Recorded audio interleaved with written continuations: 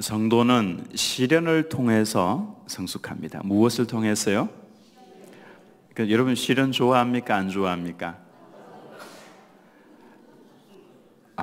우리가 성숙한 모습으로 주님 나라에 들어가야 되는데 우리 속이 그 어린 아이가 아니라 성숙한 성도가 되기 위해서는 반드시 죄송한 말씀인데 시련이 필요합니다. 아이들이 한번 아프고 나면은 어떻게 됩니까? 자라나 있죠, 그죠? 이게 꼭 그렇습니다. 우리가 이 시련을 통해서 성숙하는데, 그래서 2절 말씀에 내 형제들아 너희가 여러 가지 시험을 당하거든 온전히 기쁘게 여기라, 그렇게 말씀을 합니다. 이 야고보서 말씀은 온전하다라는 단어가 조금 많이 나옵니다. 이 온전하다라고 하는 단어는 성숙하다라고는 의미를 가지고 있죠.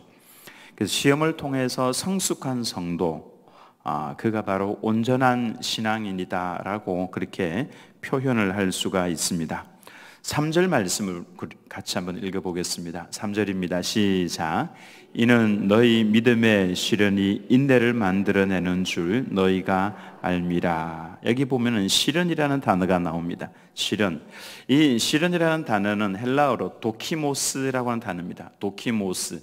이 도키모스는 언제 사용을 한 단어냐 하면은 도공업자가 흙을 빚어가지고 도자기를 만들죠. 이 도자기를 이 풀무불에 넣어가지고 구워냅니다. 구워내었는데 딱 보고 흠이 있으면은 깨어버립니다.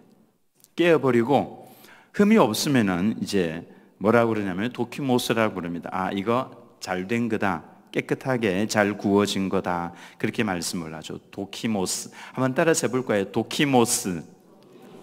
코스모스가 아니고요, 도키모스입니다. 합격 선언을 할 때 도키모스, 이 잘 구워졌다, 이때 사용하는 단어가 이 단어였습니다. 도자기가 불 속에 들어가면은 그게 딱 들어가서 쓰지 못할 것과 쓸 수 있는 것이 구별이 되어서 나오는 것처럼, 시련 속에 들어가면은 참 믿음과 거짓 믿음이 딱 구별이 된다라고 하는 것이죠. 시련의 불 속에 딱 들어가면은 참된 믿음은 그 안에서 연단이 되어가지고 성숙한 믿음으로 변화가 됩니다. 조금씩 변화가 되죠. 거짓 믿음은요, 그냥 다 드러납니다. 이 가짜구나. 그리고 파산해버립니다. 그러므로 성도에게 시련이라고 하는 것은 믿음을 연단하는 기회이다. 시련이라고 하는 것은 아픔이거든요. 그 아픔을 통해서 진짜 성도는 단련이 됩니다. 단련이 되어서 나중에는 그 아픔을 딛고 반짝반짝 빛나는 보석이 되는데, 그렇지 않으면은 1년, 2년, 3년 보이다가 사라져버리는 거죠. 그러므로 시련이 오면은 우리는 하나님을 온전히 의지해야 합니다. 전도자 무디가 그의 찬양 사역자였던 생키, 이런 분의 이름은 옛날 분들은 조금 많이 아실 겁니다. 생키는 무디의 찬양 사역자였습니다. 이 생키가 지었던 찬송이 있는데요, 이게 무디의 애창곡입니다. 찬송가 543장이 생키가 지은 찬송인데요, 한번 같이 불러보면 좋겠습니다. 어려운 일 당할 때 나의 믿음 적으나 의지하는 내 주를 더욱 의지합니다. 세월 지나갈수록 의지할 것뿐일세. 무슨 일을 당해도 예수 의지합니다. 이게 어려운 일을 당할 때 내 믿음이 비록 적다고 할지라도 하나님을 의지하게 되면 이게 성숙한 성도로 점점 변화가 되어 간다라고 하는 것이죠. 그래서 나는 세월이 지나갈수록 오직 하나님만을 계속 의지하겠다라고 하는 찬송입니다. 시련 중에 이 가사처럼 우리가 주님을 바라보고 의지하면은 이 시련의 밤이 지나가고 난 다음에 하나님께서 도키모스라고 딱 말씀을 하시는 거죠. 합격 선언을 하시는 겁니다. 그럼 우리는 아름다운 성숙한 지경에 있는 성도가 되는 것이죠. 그래서 시련이 찾아올 때 어쩔 수 없습니다. 시련이 찾아오면 어떻게 됩니까? 우리는 일단 뭐 없어도 괜찮습니다. 일단 버텨야 됩니다.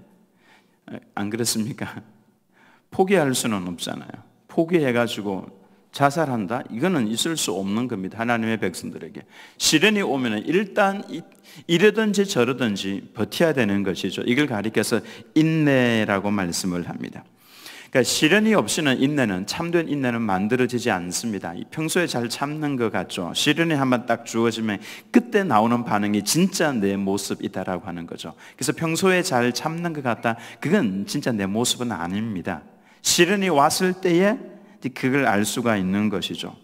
어느 성도가 목사님 저는 잘 참지 못하는 것 같다, 제 인내심을 위해서 하나님 좀 잘 참을 수 있도록 위해서 목사님 기도 좀 해 주십시오라고 부탁을 했습니다. 그래서 목사님이 딱 그를 붙들고 기도를 하셔. 하나님, 이 형제에게 먼저 시련을 허락해 주옵소서. 이게 정상입니다.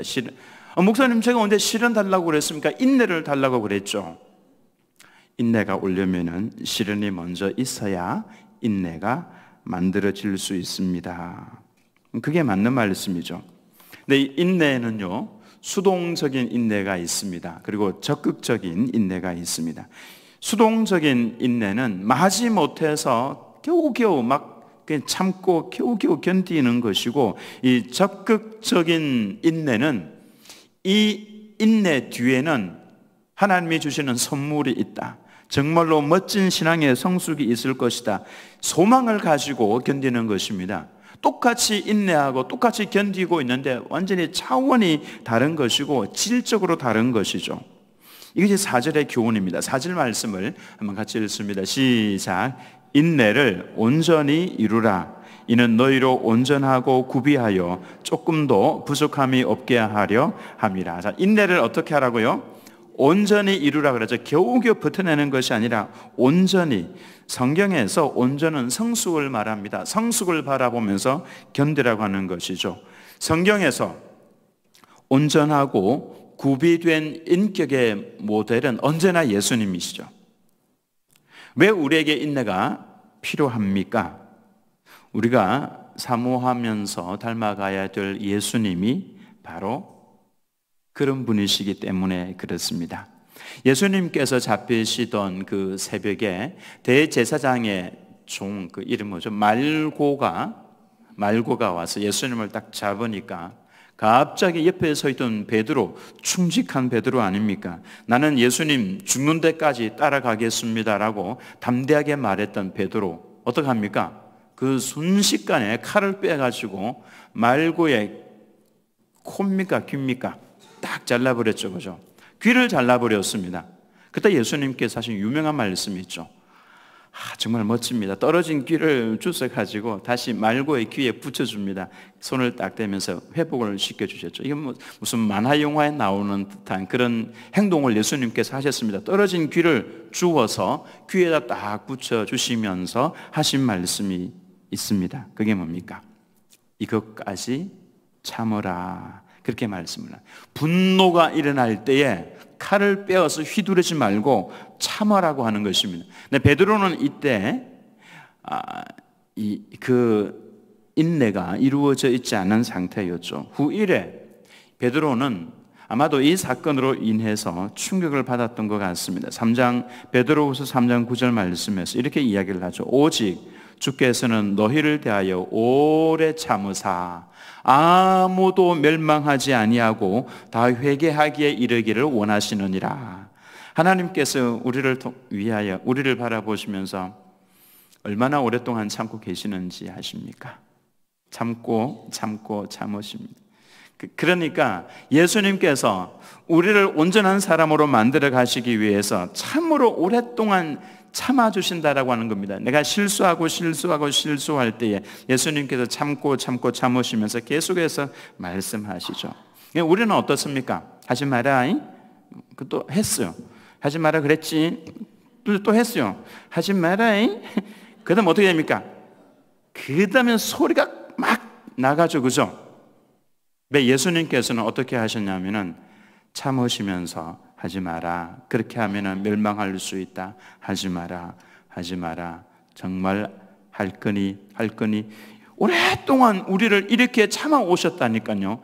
나중에 우리가 정말 깨닫고 아이고 잘못했습니다 할 때 막 눈물이 흘러나오는 이유가 뭐냐면은 나에게 베풀어 주신 하나님의 사랑이 너무 오랫동안 참아 오셨던 것을 깨달으니까 막 눈물이 솟아나는 것입니다. 성경의 9가지 열매를 보면은, 자, 여러분 이제 성경의 열매 9가지는 다들 외우시죠? 첫 번째가 뭡니까? 사랑, 그 다음에 희락, 그 다음에 화평, 사희화, 그 다음에 인자양입니다. 인내, 자비, 양선, 그 다음 충성, 온유, 절제. 여기 뭐가 있냐면 인내가 있죠. 오래 참음입니다. 인내. 예수님의 성품 속에 이 인내가 들어있는데, 그래서 우리가 인내할 때에 예수님의 성품을 닮아갈 수가 있습니다. 참된 사랑을 하는 성도도 오래 참습니다. 오래 참습니다. 그래서 사랑은 언제나 오래 참고 중간에도 오래 참고 마지막에도 견디느니라, 이렇게 말씀을 하고 있죠. 그래서 사랑 속에 이 3번이나 이 인내가 들어갑니다. 그래서 하나님께서는 오늘 우리들에게 시련을 허락을 하시는데, 이 시련은 우리가 오래 참을 수 있도록 해주고 이것은 곧 예수님의 성품을 닮은 것이다 라고 말씀을 드릴 수가 있습니다. 근데 사실 이 시련이 찾아오면 기뻐할 수 있는 사람은 아무도 없습니다. 그러나 성경 말씀은 시련이 찾아오면 기뻐하라, 그렇게 말씀을 하고 있죠. 로마서 5장 3절과 4절 말씀을 보면 다만 이뿐 아니라 우리가 환난 중에도 뭐 한다고요? 즐거워하나니 이는 환난은 인내는 연단은 소망을 이루는 줄 알미로다. 알기 때문에 그런 겁니다. 그래서 환난이 오면은, 시련이 오면은, 이 아픔이 오면은, 야, 이것은 곧 나로 하여금 예수님을 닮아가도록 하기 위한 것이다, 이걸 알고 기뻐하라, 그렇게 말씀을 합니다. 환난이 시련이죠. 시련 중에 기뻐하고 즐거워해야 하는 이유는 시련이 인내가 연단은 소망을 이루는 줄 알기 때문에, 그래서 이 사실을 알고 있기 때문에 아픔이 오면은 기뻐하고 즐거워하라, 그렇게 말씀을 하고 있는 겁니다. 자, 2절 말씀을 보면요, 2절 말씀, 내 형제들아 너희가 여러 가지 시험을 당하거든 온전히 기쁘게 여기라. 여기서 여기라라고 하는 단어는요, 의지적인 단어입니다. 의지. 우리의 의지를 가지고 기뻐하라, 그 말씀이죠. 즉 마음을 단단하게 먹고 기뻐하라, 그 말씀입니다.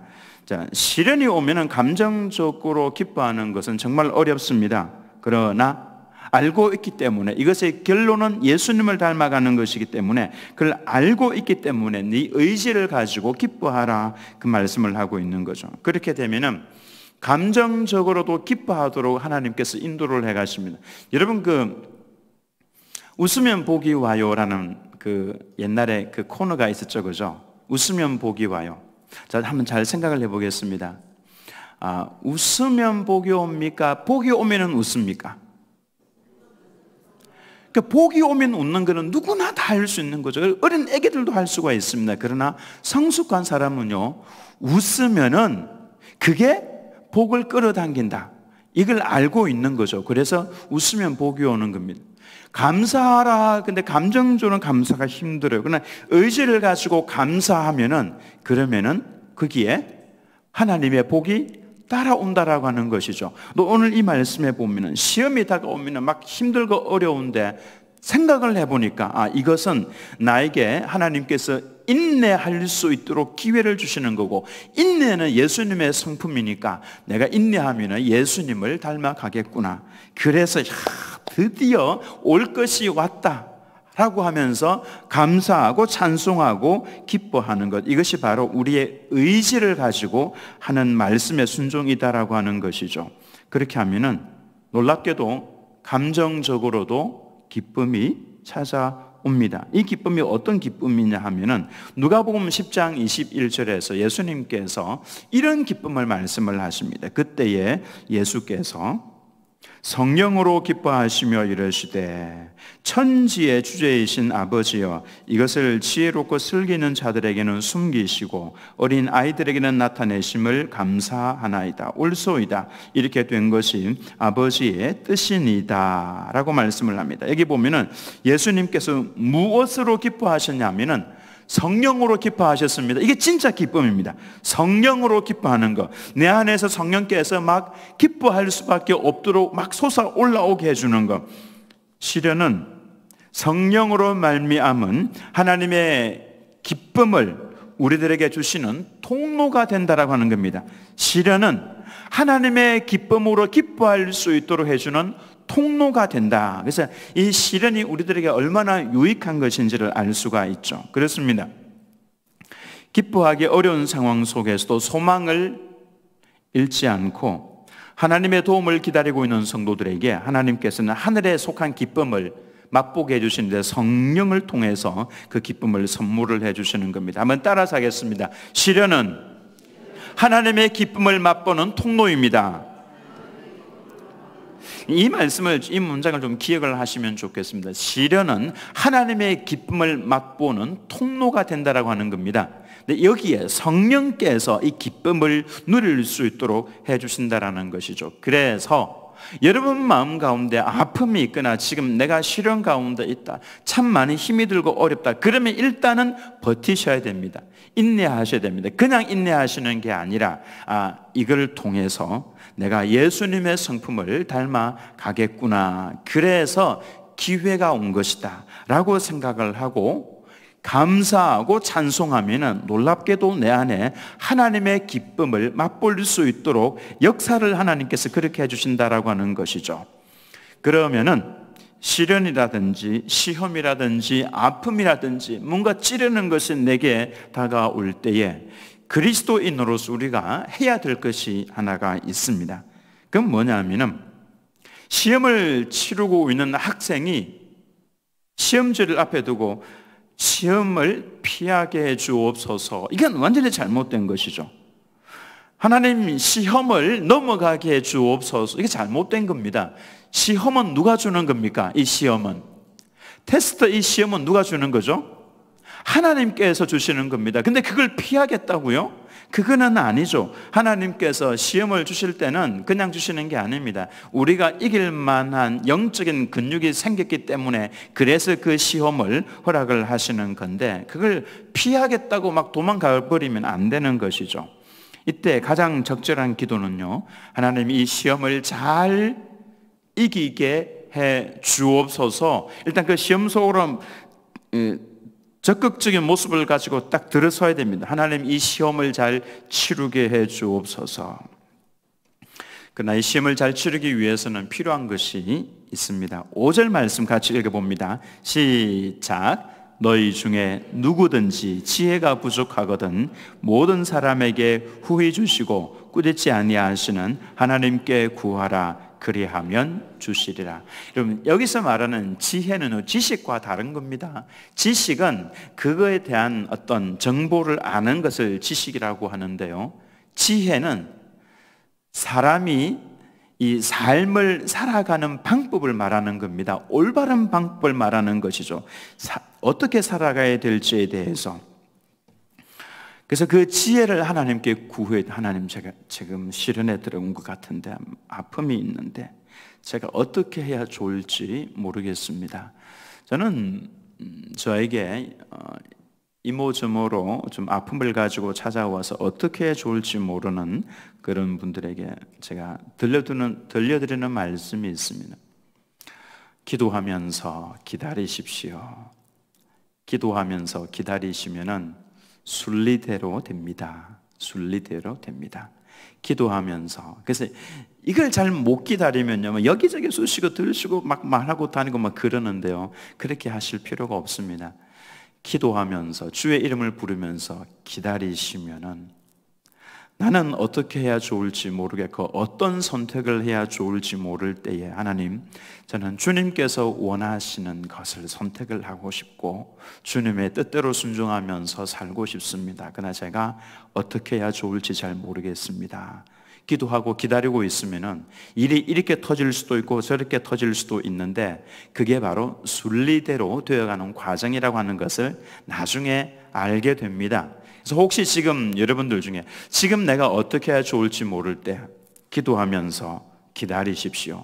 막 말하면서 다니지 마시고 꾹 참으십시오. 그러면서 기도하면서 기다리다가 보면은 하나님께서 일해 나가시는 게 눈에 보이기 시작합니다. 그때 하나님께 감사하면 돼요. 시련 속에서 우리 믿음의 선배들은요, 지혜를 구했습니다. 다윗이 그랬죠. 다윗이 그의 일을 지혜롭게 행하니라. 근데 다윗이 그냥 지혜롭게 행했던 것이 아니라요, 그 다음 말씀에 여호와께서 그와 함께 계시니라. 하나님께서 곁에 계시면서 그 길을 인도를 해 가시는 겁니다. 한 번은 다윗이 이 사울 왕에 의해서 완전히 잡히기 일보 직전에 있는 그 순간 다윗이 어떻게 했겠습니까? 막 살려달라고 막 이렇게 하지 않았습니다. 큰일 나긴 큰일 난 순간이죠. 근데 그때 하나님께서 곁에 계시면서 일을 진행을 해 나가십니다. 이게 하나님의 지혜입니다. 하나님께서 어떻게 하시냐면은 블레셋이 쳐들어오게 하셨죠. 그리고 군사를 딱 보내가지고 지금 블레셋이 쳐들어왔습니다. 그러니까 사울 왕이 어떻게 합니까? 어떻게 할 수 없죠. 다 잡은 다윗을 두고 얼른 전쟁터로 갑니다. 그때 다윗이 얼른 피해서 도망을 가죠. 하나님의 지혜는요, 하나님과 함께하는 사람, 하나님께 늘 기도하는 사람, 하나님께서 그에게 지혜를 주시면서 문을 딱딱딱 이렇게 열어주신다라고 하는 것입니다. 다윗이 그런 삶을 살 수 있었던 비결은 그가 범사에 하나님께 자주 여쭈면서 행했기 때문에 그런 것입니다. 솔로몬이 지혜를 구했을 때 하나님께서 마음에 흡족해 하셨습니다. 솔로몬이 지혜를 구하며 이 말씀이 주의 마음에 맞은지라. 한번 따라서 하겠습니다. 지혜를 주옵소서. 딱히 무엇을 해야 좋을지 모를 때는 어떻게 하라고요? 주의 이름을 부르면서 기다리면 됩니다. 그러면은 하나님께서 알아서 문을 열어주시면서 그 길 걸어갈 수 있도록 해주시는데 내가 막 억지로 선택을 한 것보다도 훨씬 좋은 길을 하나님께서 열어주신다라고 하는 것이죠. 중요한 것은 이 지혜를 구할 때에 하나님께서 반드시 내게 응답을 해주실 것이다, 주실 것이다 라는 것을 믿고 구해야 하는 것이죠. 지혜는 믿음으로 구할 때 반드시 주어집니다. 그것도 하늘의 지혜를 하나님께서 주시는 것이죠. 그래서 어떻게 해야 좋을지 모를 때에 믿음으로 구하고 계속해서 하나님 앞에 엎드려 있으면 되는 겁니다. 혹시 여러분의 자녀들이 이 길을 선택해야 좋을지 저 길을 선택을 해야 좋을지 모를 때에도 하나님 부모로서 무슨 말을 해줘야 좋을지 모를 때야 가장 좋은 표현은 이겁니다. 너 기도하면서 엎드려 기다려보자. 기다려보면은 하나님께서 사인을 주실 때가 있어. 문을 열어주실 때가 있어. 그래서 그때 그 길을 걸어가면은 놀랍게도 그 길이 하나님께서 예비해 놓으신 길이라고 하는 것을 딱 알게 됩니다. 저는 지금까지 그렇게 살아왔습니다. 자녀들을 키울 때도 그렇게 키워왔습니다. 그러고 보니까 나중에 딱 서서 보니까 아하, 하나님께서 이렇게 인도해 오시려고 저렇게 아픔을 주셨구나라고 하는 것을 딱 알게 된다라고 하는 것이죠. 6절에서 8절 말씀을 한번 다 같이 읽어보겠습니다. 시작. 오직 믿음으로 구하고 조금도 의심하지 말라. 의심하는 자는 마치 바람에 밀려 요동하는 바다 물결 같으니 이런 사람은 무엇이든지 주께 얻기를 생각하지 말라. 두 마음을 품어 모든 일에 정함이 없는 자로다.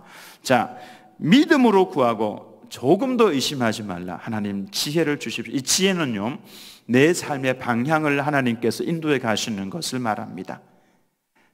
어떻게 이 직장이 있고 저 직장이 있는데 하나님 어떤 것을 하면은 좋겠습니까? 주님께서 저에게 문을 열어주셔서 그 길 걸어갈 수 있도록 도와주십시오. 근데 이 기도를 할 때 의심하지 말라는 겁니다.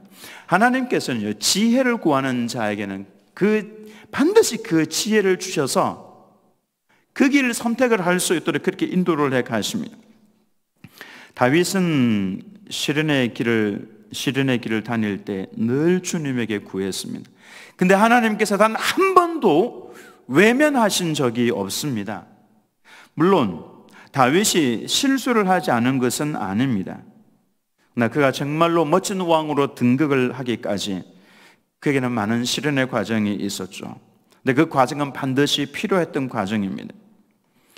그 인내하는 과정에서 멋진 시들이 탄생을 합니다. 다윗이 노래를 불렀고 성경으로 기뻐했습니다. 시련의 과정 속에서 기뻐하고 노래하고 다윗은 그렇게 했었죠. 여러분 이런 말 들어보신 적이 있을 겁니다. 돌멩이가 많은 곳에 흐르는 물이 아름다운 소리를 낸다. 그런 이야기가 있죠. 돌멩이가 많이 있는 곳에서 흘러가는 물이 졸졸졸졸졸 이쁜 소리를 냅니다. 예수님의 순환이, 예수님의 그 시련이, 순환이 인류에서 가장 아름다운 음악을 만들어낼 수 있었던 것과 같은 이치입니다. 그래서 시련은 우리의 성숙의 통로입니다. 시련이 오면은 기뻐하십시오. 감사하시고 기대를 하십시오. 하나님께서 나로 하여금 인내하게 만드시는구나. 그래서 예수님의 성품을 담게 하시는구나. 하나님, 이 시련을 이겨나갈 수 있는 지혜를 내게 허락하여 주옵소서. 지혜를 달라고 할 때는 어떻게 기도하라고요? 믿음으로, 흔들리지 아니하고 의심하지 않고 이렇게 기도할 때에 하나님께서 우리의 삶을, 아유, 우리 도은주 권사님은 예수님 닮았습니다, 이런 말이 탁 나온다고요. 권사님이 얼마나 좀 이미 이만큼 찢었어요. 그 말이 나온다고요. 그래서 아픔이 올 때에 싫어 이렇게 하지 마시기 바랍니다. 이 아픔의 끄트머리에 보면 하나님께서 나로 하여금 더 성숙하게 하셔서 예수님을 닮도록 그렇게 하시겠구나. 주님 고맙습니다. 감사합니다. 제가 이 시련을 이길 수 있는 지혜를 주셔서 주님 문들을 열어주십시오. 이와 같은 우리 성도님들 다 되시기를 예수님의 이름으로 축원합니다.